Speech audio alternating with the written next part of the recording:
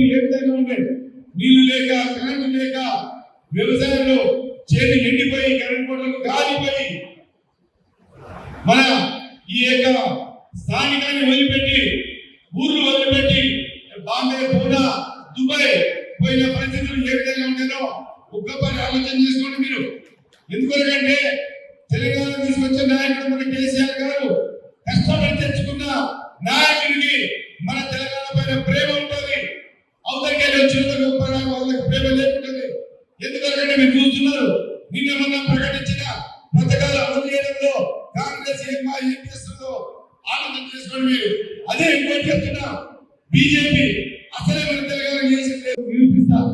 ఎందుకంటే మనసున్న నాయకుడు ఈ రోజు 2014 నుంచి ఈ 10 సంవత్సరాలలో కూడా కేసీఆర్ గారు ఏ విధంగా అభివృద్ధి చేసినా చేయలేదా అని మన గుండె మీద చేసుకొని ఒక్కసారి ఆలోచించుకుందాం.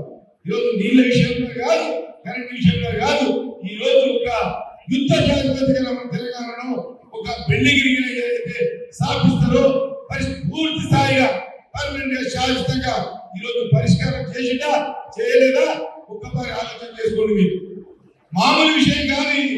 మన భక్తులు గతంలో ఏ విధంగా ఉండే ఈ రోజు ప్రతి ఒక్కరి ఆర్థిక పరిస్థితి మన కేసీఆర్ గారి యొక్క పథకాల వల్ల జరిగిందా జరగలేదా ఒక్కసారి ఆలోచన చేసుకుంటే మామూలు విషయాలు కాదు. ఇవన్నీ మిషన్ భరిత నీళ్ళంటే ఈ రోజు మిషన్ భరిత చేస్తుంటే ఏంటి పిచ్చిపట్టి చేస్తున్నారు. తెలంగాణ ప్రభుత్వం ఏ పిచ్చిపట్టిందా? చూసారు ఏ నమ్మటాలు పోయినా పైప్ చేస్తున్నారు, ఎండాయష్మి అనకుండా ప్లాన్ చేస్తున్నారు. ఎట్లా వస్తాయి కృష్ణానదిని చేయగలుగుతున్నా, గోదావరి చేయగలుగుతున్నా అని మనం అనుకుంటున్నది. అక్కడ ఉత్తరాన గోదావరి నీళ్ళు మరి దక్షిణ కృష్ణానది ఇచ్చి ఈ రోజు మన కిచెన్ రూమ్లలో మన పొయ్యిలో నీళ్లు దొరుకుతున్నాయి. ఇది వాస్తవా కాదా, పోయిన చేసిందా అని మీరు ఒక ఆలోచన చేసుకోండి. మామూలు విషయం కాదు. ఒక కుటుంబాన్ని ఏ విధంగా తీసుకుపోతాడో మన కేసీఆర్ గారు విధంగా తీసుకొచ్చు. ఇటువంటి నాయకుని మనం ఈరోజు విస్మరించుకున్నామంటే మన ఎంతవరకు మనకు కేసీఆర్ అభిమానంలో ఎంత తప్పు చేసామో ఒక్కసారి ప్రతి ఒక్కరు ఆలోచించుకోవాలి. మామూలు విషయం కాదు. ఇక్కడ చూస్తున్నారు చుట్టుముట్టున్న రాష్ట్రాలలో చూడండి, వాళ్ళ ఆర్థిక పరిస్థితులు ఎంతగా ఉన్నాయి. ఇంకా బీదోడుగానే ఉన్నాడు, మంచివాడు ఇంకా మర్చిపోతున్నాడు. ఎందుకంటే బీజేపీ ప్రభుత్వాలు ఎక్కువ రాష్ట్రాల్లో ఉన్నాయి. కార్పొరేట్ శక్తులకే వాళ్ళు వత్తాసు అనుకున్నారు, వాళ్ళు ఏం రోజులు మాఫ్ చేస్తున్నారు. కానీ రైతులు కానీ రైతు కూలీలు కానీ గ్రామాల్లో ఉండే ప్రజలు కానీ వాళ్ళు పట్టించుకుంటలేదు. ఇది గమనించాలి మీరు. మొట్టమొదటి ఈరోజు కానీ ప్రతి సమస్య దగ్గర కనబడుతుంది. ఎందుకంటే నీటి సమస్య అనేది గ్రామాల్లో పట్టణాల్లో ఆల్రెడీ ట్యాంకర్ల ద్వారా బోర్ల ద్వారా తెచ్చుకునే పరిస్థితి ఏర్పడదు. ఇది మనము కార్యకర్తలకు అలాగే కింది స్థాయి నుంచి విలేజ్ అంటే ఒక్కొక్క ఇంటికాడ పోయి మన విలేజ్ పరిస్థితి అప్పుడు అట్లుండే, మీకు ఇబ్బంది వచ్చిందా లేదా, మీ పెన్షన్ ఏమైంది, 2500 పెన్షన్ ఏమైంది, మీకు 2500 వాళ్ళు ఇస్తామన్నారు, వచ్చినాయా నెలలకు, ఇవన్నీ వస్తాయా లేదా అనేది మనకు విషయం చెప్పాలి.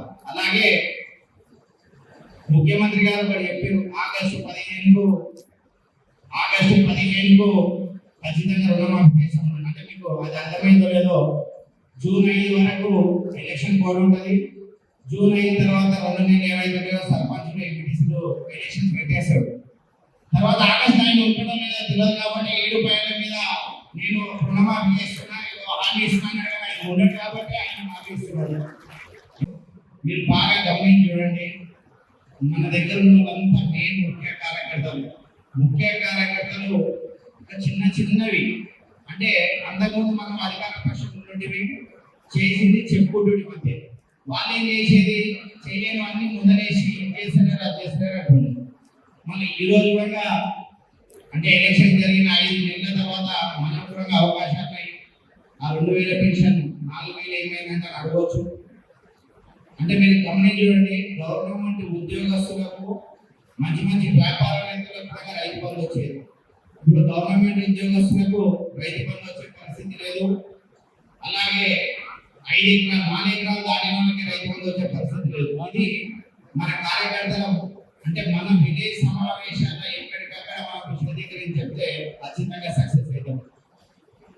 అంటే అందరూ ఒక దేశ మన రాష్ట్ర రాజకీయాల్లో చెరగని ముద్ర వేసిన కేసీఆర్ గారు ఉన్నప్పుడు మన దగ్గర నీటి సమస్య కానీ ఏ సమస్య లేకపోయి నీటిలో భాగంగా ఇక్కడ సభకు అధ్యక్షత వహించిన మన అంజన గారికి, అలాగే మాజీ మంత్రివర్యులు శ్రీనివాసన్న గారికి, మన ఎంపీ అభ్యర్థి మన శ్రీనివాస్ రెడ్డి గారికి ఇంతకు ఆయన నీళ్ళు ఎవరికంటే ఇక్కడ బిందెల వరకు కిలోమీటర్ల కొద్ది పోతుంది. షాప్ లాగా అనగానే ఈజీ చెప్తుంది, ఇది గంట మీద ఉంది, బోర్లు పడడం, వర్షాలు రావు, ఏదో సాగు చెప్పి పక్కన పడేస్తే తప్ప నీళ్లు రాపాలనే ఆలోచన అక్కడ ప్రభుత్వాలు.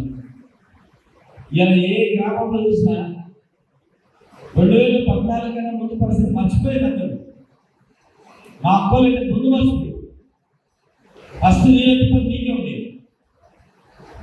నీళ్ళు బిడ్డ కింద పెట్టుకొని ఒక మీద మన బిడ్డ బిడ్డ పట్టుకుంటా దూరం వేస్తుంది.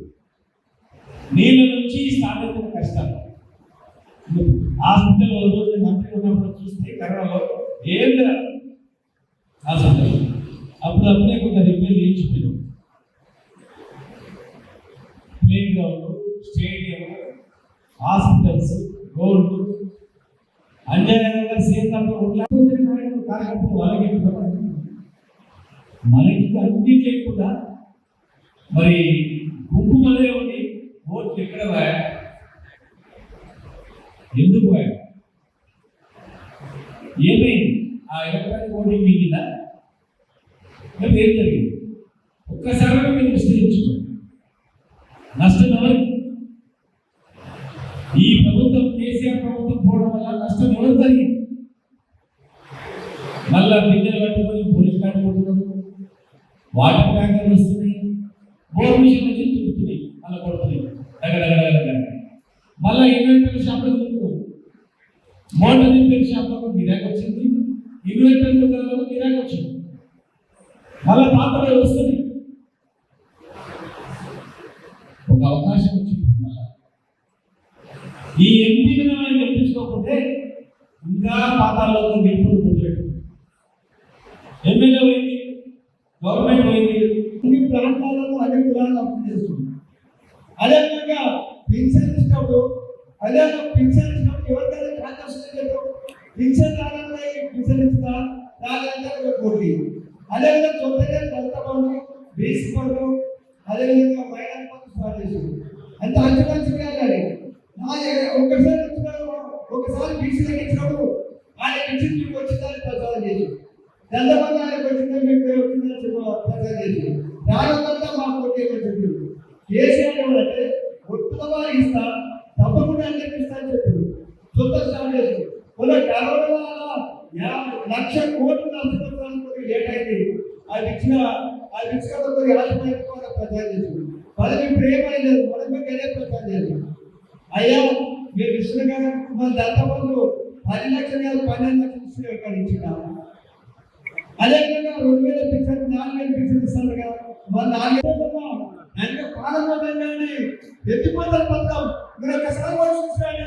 ఎన్ని రిజర్వ్ అవ్వాలి, ఎంత పని తెలుస్తుంది. అప్పుడు 65 ఏం చేసుకోమని చెప్పాలి. ఆయన కాదు మనం కూడా ఉదయం చెప్పిన వరకు రిజర్వ్ అవ్వాలి. ఇప్పుడు కాలం ప్రాంతానికి వస్తాయి. ఆ కాలంలో కూడా 5,000 కోట్ల పైన డబ్బులు మంజూరు చేసి జగన్ నుంచి చేశారు. దాని అందించి సరిపోతే కదా మొత్తం చాలా మంది ఈ శాతం కోరుకోవడం తప్ప అన్ని ప్రాంతాల్లో వస్తాయి. తర్వాత లక్ష్మీ అయితే బాగా వస్తాయి. కాబట్టి ఆ పని చేసే చరిత్ర బీఆర్ఎస్ కేసీఆర్ కానీ ఆ 10 ఏళ్ళ పని చేసుకున్నట్టే 10 ఏళ్ళ అభివృద్ధి కాలేదా, ఎన్ని మెడికల్ కాలేదు, ఎన్ని కాలేజీలు, అదే ఎన్ని సచివాలయం పెట్టినది, శాఖలు పెట్టినది, 10 పెట్టినది, మీరు అందరూ చూస్తారు.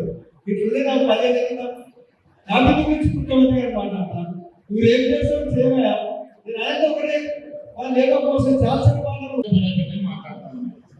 అయ్యా బీఆర్ఎస్ పని అయిపోయిందంటే బాల్కానీలో సుల్తాన్ రెడ్డి మాట్లాడి నియాపేట, అదేవిధంగా చేవెల్లో రంజిరెడ్డి మాట్లాడి నియాపేట, అదేవిధంగా దానం నాగేంద్ర మా అభ్యర్థి నియాపేట.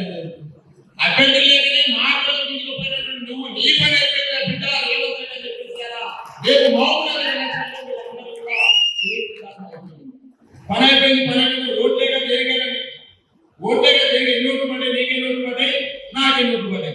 మన జరిగినటువంటి ఎలక్షన్ లో మన పడ్డ ఓట్లు